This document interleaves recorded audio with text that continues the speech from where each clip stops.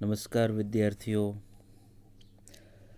ભર્તૃહરિકૃત નીતિશતકનો આપણે અહીં અભ્યાસ કરી રહ્યા છીએ, જેમાં ગયા લેક્ચરમાં આપણે ભર્તૃહરિના જીવન વિશે, તેને કેટલીક 5 જેટલી દંતકથાઓ વિશે વાત કરી.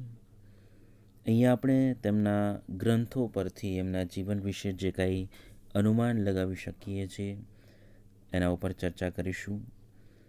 તો ભર્તૃહરિના શતકોના નિરૂપણ પરથી લાગે છે કે ભર્તૃહરિએ જીવનમાં ખૂબ જ વિષપાન કર્યું છે, અર્થાત એવા ઝેર જેવા કડવા અનુભવો કર્યા છે, અને એ પણ આકંઠ વિષપાન.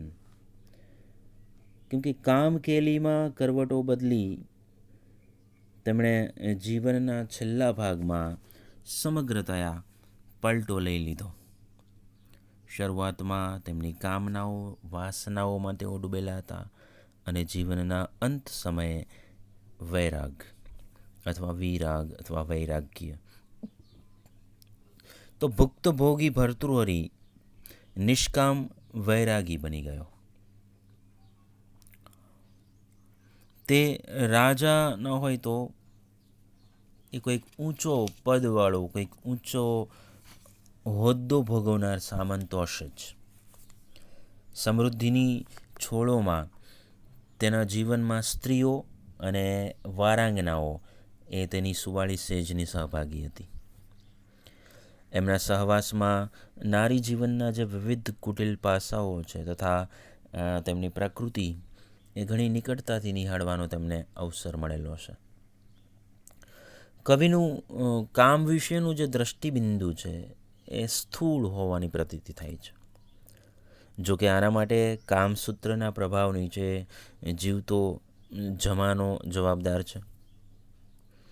રાજા સામંત, પછી રાજા હોય, સામંત હોય કે ઉચ્ચ દરબારી, તે રાજાનો અને આ લોકોનો ચંચળ સ્વભાવ અથવા કુસંગના પરિણામ અથવા જે ખુશામતિયાઓ હોય એમનો વ્યવહાર, ધન તથા ધનવાનોનું મહત્ત્વ, વિદ્યાનું ગૌરવ વગેરેથી તેઓ માહિતગાર છે. તે શાસ્ત્ર, નીતિ તથા કલાઓના મર્મજ્ઞ અભ્યાસી છે. જીવનમાં સદાચાર અને સદ્ગુણ પર તેમને દ્રઢ શ્રદ્ધા અને પક્ષપાત છે. મનુષ્યમાં તેને શ્રદ્ધા છે, માટે તેને તે સન્માર્ગનું માર્ગદર્શન આપે છે. અને શિવનો તે પરમ ઉપાસક હોવાથી ધ્યાન મંત્ર શિવ શિવનો જાપ કરતો રહે છે. શિવભક્ત હોવા છતાં તે ચુસ્ત અને જનૂની નથી. જીવનના અંતભાગમાં તે વિરક્ત બની બ્રહ્મની પ્રાપ્તિમાં જ લીન થઈ ગયેલ જણાય છે. તેનામાં કવિની ઉચ્ચ પ્રતિભા છે, તે સાથે દાર્શનિકતા પણ છે. આથી જ તેના નીતિ નિરૂપણમાં શુષ્કતા નથી. સ્વભાવે તે સરળ અને નિખાલસ હશે. દુનિયાના દુઃખથી તે દ્રવે છે. જેમ ગરમીથી માખણ પીગળે છે, તેમ અન્યના દુઃખને જોઈ અને ભર્તૃહરિ દ્રવે છે. સેવા ધર્મ કષ્ટદાયક અને યોગીઓને પણ અગમ્ય છે. અને એવા એના વિધાન તે કેવું સર્વકાલીન સત્ય છે. જીવનની વાસ્તવિકતાઓ અને માનવ જીવનની અસહાયતા પણ તે જાણે છે. ભર્તૃહરિનું વ્યક્તિત્વ કેટલીક વિરોધી બાબતોનો સમન્વય સાધે છે. હા, સંસારની તે નિંદા કરે છે અને આવકારે છે. સ્ત્રીઓને તે હળધૂત કરે છે અને તે સાથે તેમના સુવાળા સંગ અને માદક અંગની લાલસા પણ પ્રકટ કરે છે. તો આનું કારણ એ કે તે નિખાલસ છે અને પોતાના અનુભવને લોકહિત માટે રજૂ કરવાની તમન્ના સેવે છે. કદાચ જીવનના લાંબા કાળ સુધી તે નક્કી નહીં કરી શક્યો હોય કે જીવનમાં વનનિવાસ તથા વૈરાગ્યનું મહત્ત્વ છે કે વનિતાવિલાસ અને શૈયાનું મહત્ત્વ છે. ધર્માનંદ કોસંબીના મતે તો ભર્તૃહરિ કોઈ દુઃખી અને ગરીબ બ્રાહ્મણ હોવો જોઈએ. તેને સુખ અને ભોગવિલાસ જીવનમાં મળ્યા જ નહોતા. આથી ખિન્ન હૃદયમાંથી નીકળેલા ઉદ્ગારો તેના શતકોમાં આપણે જોઈ શકીએ છીએ. વિદ્વત્તામાં તે બહુશ્રુત અને પ્રતિભા સંપન્ન હતો. સામંત, દરબારી તથા ધનિકો દ્વારા થતી સમાજની નફરત જોઈને તે દુઃખી બની અને વૈરાગી થઈ ગયો હતો. ભર્તૃહરિના નિવાસસ્થાન વિશે વાત કરીએ તો ભર્તૃહરિ પ્રાચીન માળવા અથવા તો મેરુ દેશમાં જન્મ્યો હશે, વસ્યો હશે. તેની રચનાઓની ભાવભંગી તથા શૈલી પરથી આ અનુમાનને સમર્થન મળે છે. મરુસ્થળ એટલે કે રણ પ્રદેશ, એના પ્રદેશથી તે નજીકથી પરિચિત છે. વૈરાગ્ય શતક એમાં 5મા કાણવરાટ એટલે કે કાણી કોડી ફૂટી બદામ એ શબ્દ પ્રયોગ છે, જે આ પ્રદેશોમાં બહુ પ્રચલિત છે, જે મરુ પ્રદેશ છે ત્યાં. અને અબાલ ગોપાલ તેનો છૂટથી ઉપયોગ કરે છે. આબાલ ગોપાલ. આ બધા પરથી લાગે છે કે ભર્તૃહરિનું જીવન ખરેખર રહસ્યમય છે. તેના વિશે ઘણું જાણીએ છીએ છતાં કશું નિશ્ચિત જાણતા નથી. ભારતમાં સંસ્કૃત સાહિત્યમાં આ નામધારી એક કરતાં વધારે કવિઓ થઈ ગયા અને તેઓ વચ્ચે વિગતો તથા હકીકતોનું એવું સંમિશ્રણ થયું છે કે તેનાથી એક પ્રકારનું રાસાયણિક સંયોજન ઊભું થઈ ગયું છે, જેનું પૃથક્કરણ કદાચ ગહન સંશોધન દ્વારા જ થઈ શકે. તો આ હતી એમના જીવન વિશેની માહિતી. બીજો મુદ્દો છે અહીંયા ચર્ચા માટે, તે છે ભર્તૃહરિનો જીવનકાળ. એ કયા સમયમાં થયા હશે? તો જીવનકાળની બાબતમાં પણ બહુ ભારે અનિશ્ચિતતા છે. ભર્તૃહરિ નામવાળી ઘણી બધી વ્યક્તિઓ વચ્ચે એવી ગૂંચ ઊભી થઈ છે કે કયો ભર્તૃહરિ ક્યારે થયો એ નક્કી કરવું બહુ મુશ્કેલ છે. ભટ્ટી એ જ શતકકાર ભર્તૃહરિ કે વ્યાકરણકાર ભર્તૃહરિ, એ જ પિંગલાપતિ ભર્તૃહરિ કે વ્યાકરણકાર અને શતકકાર અલગ અલગ છે એ નક્કી કરવા કોઈ નિર્ણાયક પ્રમાણ નથી. ભર્તૃહરિ અને નાથ સંપ્રદાયના યોગીઓ સાથેનો સંબંધ પણ ઉપકારક થતો નથી, કારણ કે શ્રી ગૌરક્ષનાથનો સમય છે તે 15મી સદીનો ગણવામાં આવે છે અને ભર્તૃહરિ તો ઘણા બધા વહેલા છે. ભર્તૃહરિ બહુ જ પ્રસિદ્ધ છે, છતાં આ દ્રષ્ટિએ તે બહુ જ અજ્ઞાત છે. ગ્રંથના આંતરિક પ્રમાણો આ બાબતમાં ઉપકારક થાય, પરંતુ ભર્તૃહરિની બાબતમાં તો આ વિગતો પણ પ્રાપ્ત થતી નથી. છતાં કેટલીક બાબતો છે જે નોંધવા જેવી છે. એમાંની પહેલી બાબત છે, વૈરાગ્ય શતકના ઘણા શ્લોકોમાં વેદાંતી વલણ તરી આવે છે. અત્યારે આ શાંકર વેદાંત તરીકે પ્રસિદ્ધ છે. ભર્તૃહરિ વિચારોમાં અને શબ્દ પ્રયોગોમાં ઘણીવાર શંકરાચાર્યના મતનો પડઘો છે તે પાડે છે. જો વૈરાગ્ય શતકમાં તમે 11મો શ્લોક જુઓ તો નધ્યાતમ પદમીશ્વરસ્ય સંસાર વિચ્છિત્તિ અને સ્વર્ગ વચ્ચે માર્મિક સંસાર અને સ્વર્ગ વચ્ચે માર્મિક ભેદ પાડવામાં આવ્યો છે. આથી ભર્તૃહરિને આદિ શંકરાચાર્યના સમય એટલે કે ઈસવીસન 8મી સદી પછી મૂકવાનું સમજી શકાય. પરંતુ એ મુશ્કેલી એ છે કે શંકરાચાર્યે જે દર્શનની ધારા વહાવી તે તેમની સ્વતંત્ર નહોતી. તે તો વેદાંત ધારાના મહાન પુરસ્કર્તા અને વેગીલા સમર્થક હતા. ઔપનિષદોની પ્રચલિત વિચારધારાને તેમણે વેગ આપ્યો. ઔપનિષદ સંપ્રદાયના અસ્તિત્વનો ઉલ્લેખ બાણના હર્ષચરિતમાં મળે છે.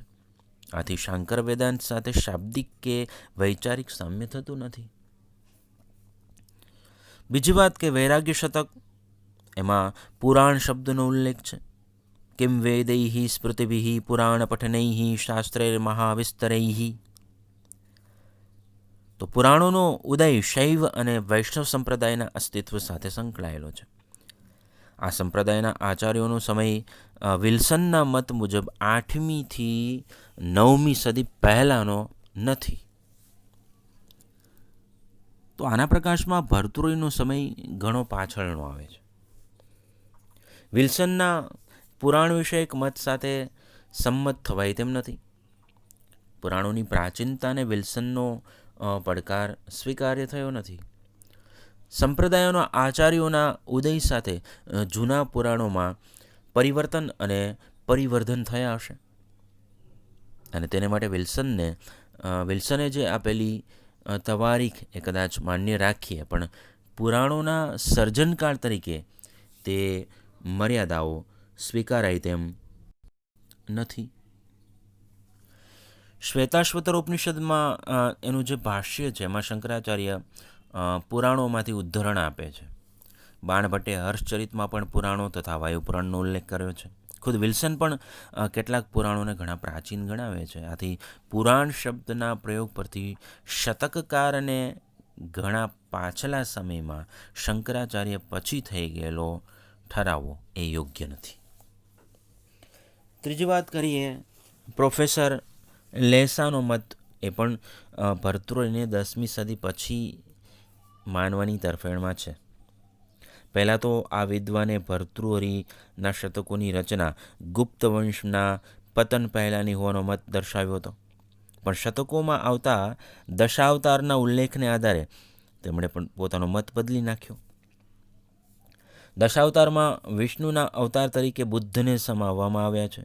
પ્રોફેસર લેસા દર્શાવે છે કે શાક્ય મુનિનો બ્રાહ્મણ દેવો સાથે સમાવેશ 10મી સદીના શિલાલેખોમાં જોઈ શકાય છે. આના આધારે બુદ્ધાવતારના ઉલ્લેખવાળા શ્લોકો પ્રોફેસર લેસા ક્ષેપક ગણાવે છે.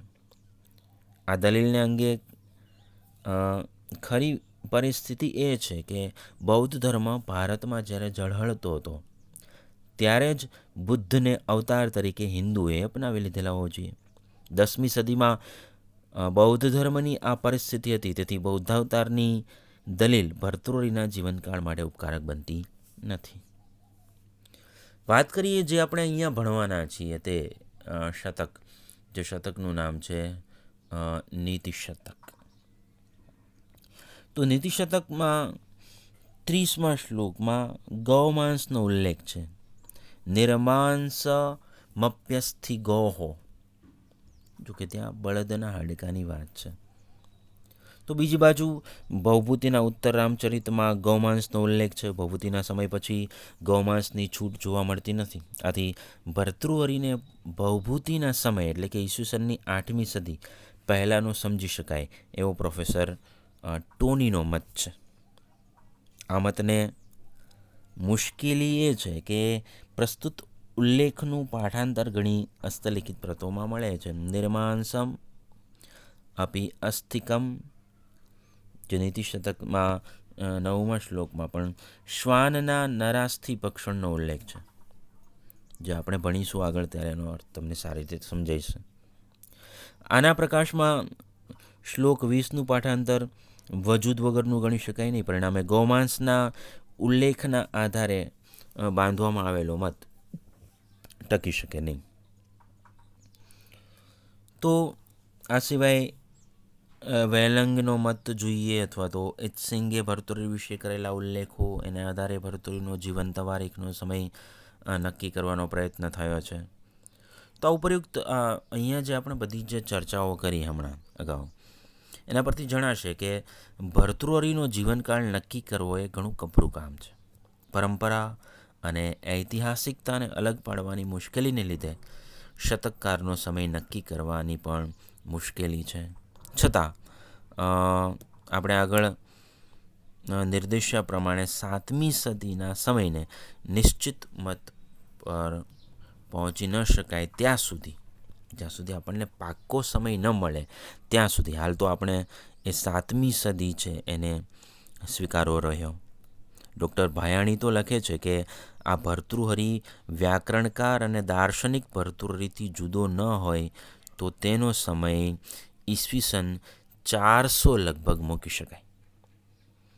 11મી શતાબ્દી લગભગ તે શતકોના કવિ તરીકે જાણીતો થયો હોવાનું જણાય છે. તો એના સમય વિશેની આપણે અહીંયા ચર્ચા કરી છે. આગળ વાત કરીએ ભર્તૃહરિના ગ્રંથોની.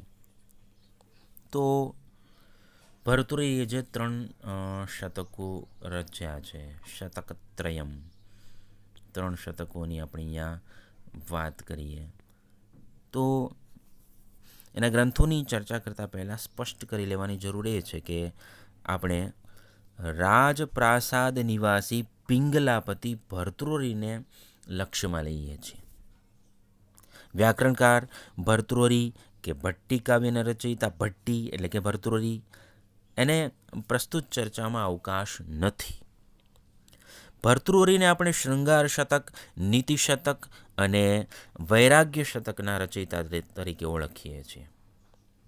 આ ઉપરાંત વિદ્વાનો વિજ્ઞાન શતકને પણ ચોથો શતક તરીકે ગણાવે છે, પરંતુ ભર્તૃહરી શતકત્રય, જે અહીંયા ઉપર લખ્યું છે ભર્તૃહરી શતકત્રયમ, એ ભર્તૃહરી આ 3 શતકોનો કરતા છે એવી એક સુદીર્ઘ પરંપરા છે. તો વાત કરીએ શતકત્રયમની તો સૌથી પહેલું છે શૃંગાર એટલે કે શૃંગાર શતકમ. તો આ 3 શતકોની પાંડુલિપિઓમાં આને દ્વિતીય ગણવામાં આવે છે, પરંતુ આ કાવ્ય કવિની યુવાવસ્થાની રચના હોઈ શકે. એનો પ્રધાન રસ છે શૃંગાર. આ શ્લોકોમાં જીવનમાં શૃંગારી વ્યવહારોનું વિવેચન બહુ ભવ્ય રીતે કર્યું છે.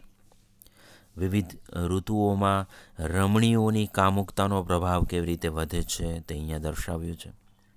સ્ત્રી દેહનું અદમ્ય આકર્ષણ,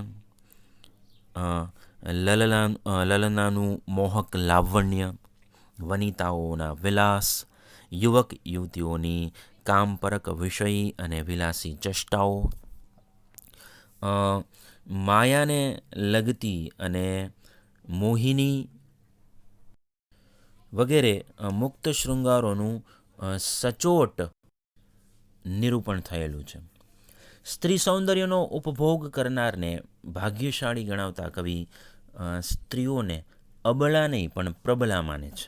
છતાંય શૃંગારમાં આકર્ષક હોવાની સાથે તર્કની કસોટીએ કવિએ પરબ્રહ્મના આનંદને સર્વોચ્ચ માન્યો છે. અશ્વઘોષના સૌંદર્યનંદની જેમ કવિ બતાવે છે કે મોક્ષ સુખ સામે શૃંગાર સુખ એ તુચ્છ છે. સ્ત્રીઓમાં જે અમૃત છે તે તો મધુ મિશ્રિત વિષ છે. તે લખે છે કે જ્ઞાના પાસ્ત સમસ્ત મોહમહિના લોકે પરે બ્રહ્મણી. વળી કહે છે કે કામિની કાયકાંતરે કૂચ પર્વત દુર્ગમે મા સંચાર મનઃ પાંથ તત્રાસ્તિ સ્મર તસ્કર. તો આ જ કવિએ સ્ત્રીઓના વશીકરણ વિશે લખ્યું છે. તે અને તેની ઠમકતી શૈલી પણ જુઓ તમે. અને લખ્યું છે કે તેઓ જણાવે છે કે કુંકુમ પંક કલંકિત દેહા, ગૌરપયોધર કંપિત હારા, નુપુર હંસ રણત પદ પદ્મા, કમ ન વશીકુરુ તે ભૂમિરામાં. તો નીતિશતકમ ની અંદર જે ચર્ચા કરી, વૈરાગ્ય શતકની અંદર જે ચર્ચાઓ કરી, અને અહીંયા જે આપણે સાંભળીએ છીએ સ્ત્રીઓના સૌંદર્યનું, લાવણ્યનું, તેના આકર્ષક રૂપનું વર્ણન, તે બધા એકબીજાથી ભિન્ન સ્વરૂપે છે. કદાચ ક્યાંક વિરોધાભાસ પણ છે. હવે વાત કરીએ નીતિશતકમની. તો આ ગ્રંથમાં નીતિપ્રધાન 110 શ્લોકોનો સંગ્રહ છે, જે બધા જ આપણે ભણવાના છે. જીવનમાં આવશ્યક નૈતિકતાને કવિએ પાણીદાર મોતી જેવા મુક્તકોમાં નિરૂપ્યા છે. વ્યક્તિ અને સમાજને માટે ઉપયોગી ગુણોને રજૂ કરતા કવિએ આ ગ્રંથમાં એક રીતે સમાજશાસ્ત્રનું નિરૂપણ કર્યું છે. અલબત્ત અહીં ચોક્કસ સિદ્ધાંતો કે ધારાધોરણો આપવામાં આવ્યા નથી, પણ રોજ રોજ ઉપયોગમાં આવે એવી બોધપ્રદ સૂક્તિઓ એ ભરપેટ જોવા મળે છે. જેમાં કઈ બાબતો મુખ્ય છે જરા ધ્યાનથી સાંભળજો. એક તો છે સજ્જન પ્રશંસા, બીજું છે દુર્જનોની નિંદા, ત્રીજું વિદ્યાનું ગૌરવ, ચોથું કર્મનો મહિમા, ત્યારબાદ સ્વમાનની શ્રેષ્ઠતા, અને મૈત્રી વગેરે જેવી બાબતોને કવિએ બહુ માર્મિક રીતે રજૂ કરેલ છે. એક શ્લોક જુઓ ઉદાહરણ તરીકે, તેઓ કહે છે કે સાહિત્ય સંગીત કલાવિહીન સાક્ષાત પશુ પુચ્છ વિષાણહીન તૃણન્ન ખાદન્નપી જીવમાનમ તદભાગધેયમ પરમમ પશુનામ. અર્થાત સાહિત્ય સંગીત અને કલા વગરનો જે માણસ છે એ સાક્ષાત શિંગડા અને પૂંછડા વગરનો પશુ જ છે. અને જે ઘાસ નથી ખાતો છતાં પણ જીવે છે, અને એ ઘાસ નથી ખાતો એ પશુઓનું પરમ સદભાગ્ય છે, નહીંતર એમને ખાવા માટે કાંઈ બચે જ નહીં. આ ઉપરાંત એણે કહ્યું, રે રે ચાતક સાવધાન મનસા મિત્ર ક્ષણમ શ્રૂયતામ બંભોદાવહો વસંતિ ગગને સર્વૈ પિનેતાદૃશા કેચિદ વૃષ્ટિ બિરાર્દ્રયંતિ વસુધા ગર્જંતિ કેચિદ વ્રતા તો યમ યમ પશ્યસી તસ્ય તસ્ય પુરતા મા બ્રૂહી દીનમ વચ. તો તું જેને જેને જુએ છે એની સામે ગરીબડી વાણીમાં નહીં બોલ, કેમ કે બધા તારી મદદ કરશે નહીં. તો એ ખૂબ જ પ્રસિદ્ધ શ્લોક છે. અન્યોક્તિ દ્વારા કવિ અહીંયા સ્વમાનીને ગૌરવ ટકાવવા માટે જણાવ્યું છે. તું જેની તેની સામે ગરીબડી વાણીમાં બોલવાના લાગ, યાચના કરવી અને તારું માન છે ગુમાવ નહીં. એવી જ રીતે બીજો પણ એક શ્લોક છે જે ખૂબ પ્રસિદ્ધ છે, જે નીતિશતકના હૃદય સમાન છે. કયો છે શ્લોક?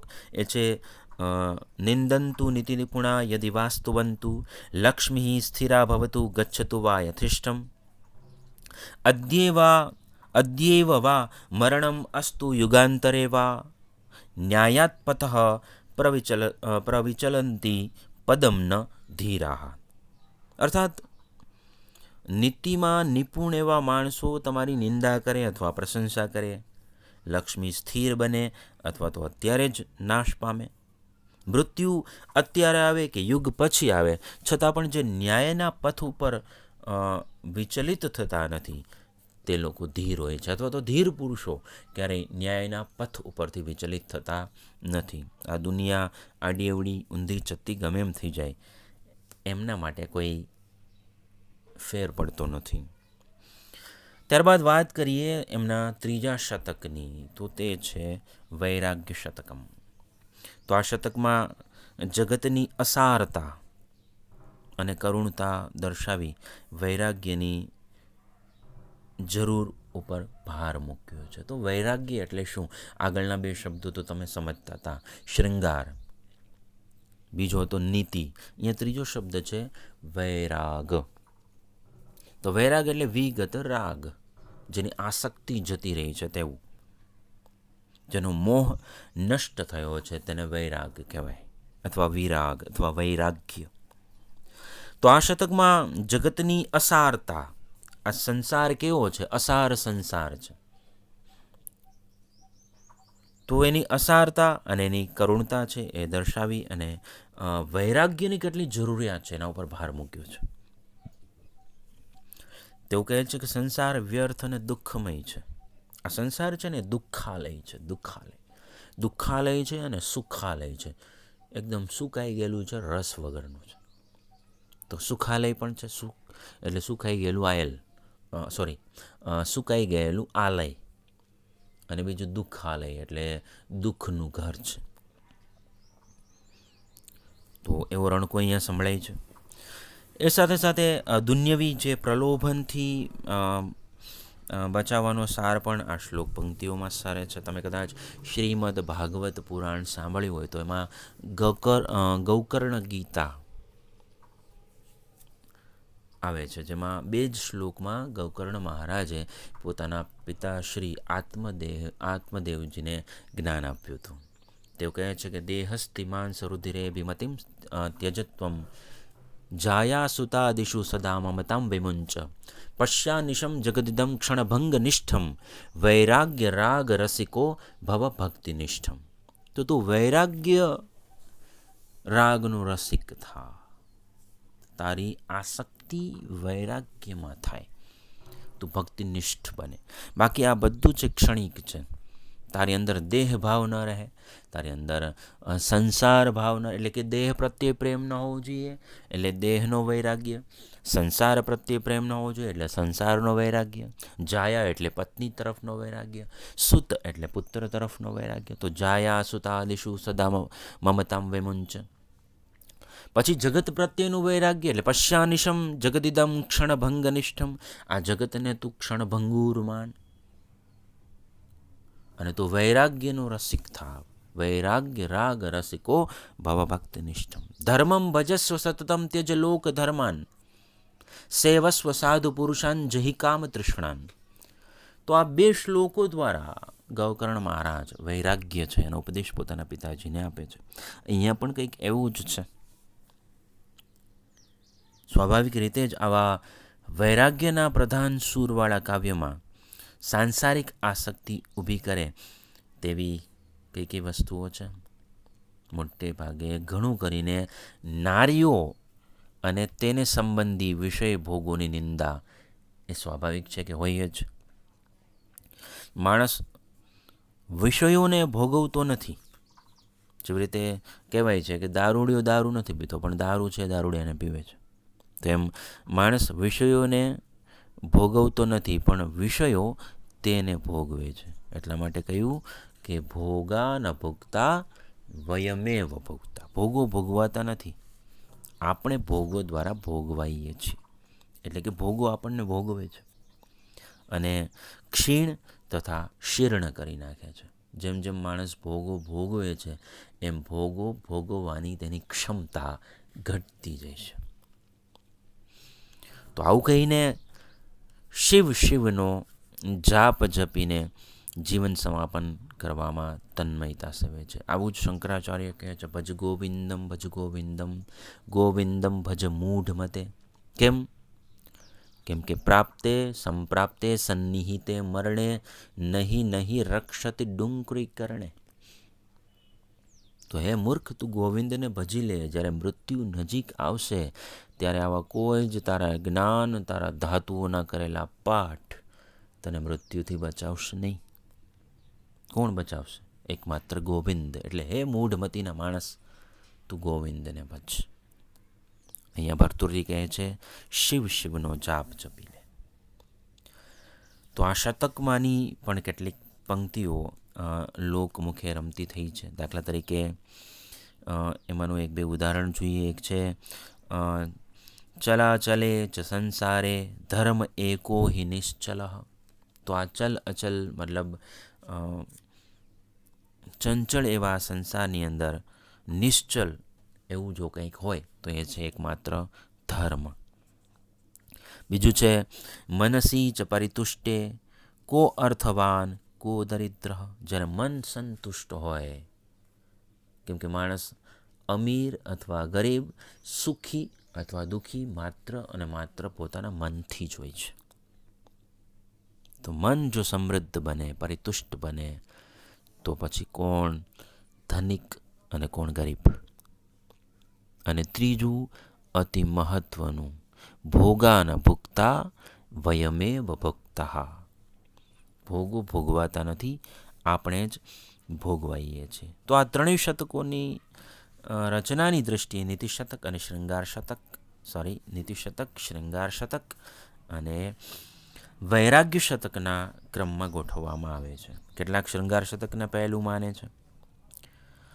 આ રચનાઓ એવી છે કે દરેકમાં કંઈક નીતિ, બોધ, વૈરાગ્ય કે વિલાસની વાત ચમકે છે. આ 3 શતકોમાં બધા જ શ્લોકોની રચના ભર્તૃહરિની જ છે એમ ખ્યાલમાં રાખી કેટલાક વિવેચકો તેમાં કવિના જીવનના વૃત્તાંતનું પ્રતિબિંબ પણ જુએ છે. શૃંગાર શતકના હમણાં જ મેં તમને જે ઉદાહરણ આપ્યું હતું, પેલું કુંકુમ પંક કલંકિત દેહ કે મત્તે બકુંભ દલને, એમાં શૃંગારની અનુભૂતિ તથા સ્ત્રીઓની પ્રબળ શક્તિનો એકરાર છે.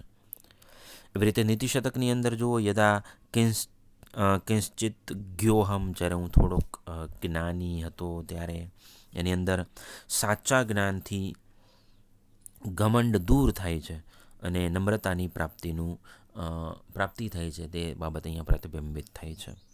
વૈરાગ્ય શતકના વયમીહ પરિતુષ્ટા વલકલૈહી, એની અંદર રાજપ્રાસાદના ભોગોની યોગી તરીકેની વલ્કલ પ્રીતિ એ પારદર્શક રીતે વાંચી શકાય છે. આત્મકથાના તત્વનો આ ભાવ સૂક્ષ્મ અભ્યાસ દ્વારા નજરે પડે છે, પરંતુ પ્રત્યેક આવો શ્લોક આ બાબતનો સંકેત કરે છે એમ માનવું એ પણ વધુ પડતું ગણાય. ભર્તૃહરિના 3 શતકો એક રીતે પુરુષાર્થ કાવ્ય છે. આ 3માં 4 પુરુષાર્થનું નિરૂપણ જોઈ શકાય છે. 4 પુરુષાર્થ કયા છે તમને ખબર છે? ધર્મ, અર્થ, કામ અને મોક્ષ. નીતિ શતકમાં ધર્મ તથા અર્થનું નિરૂપણ છે. શૃંગાર શતકમાં કામનું ચિત્રણ છે, જ્યારે વૈરાગ્ય શતકમાં યોગની મહત્તા એટલે કે મોક્ષ છે તેનું ચિત્રણ નિરૂપણ જોવા મળે છે. તો આ હતી ભર્તૃહરિના શતકત્રય વિશેની વાતો. ત્યારબાદ એમના કર્તૃત્વ અને તેની સંબંધી કેટલીક બાબતો, ત્યારબાદ તેમ નીતિ શતકમાં રહેલા તેમના શ્લોકો, તેનો અનુવાદ, એના વિશે આપણે આગળ વિસ્તારથી અભ્યાસ કરીશું. નમસ્કાર.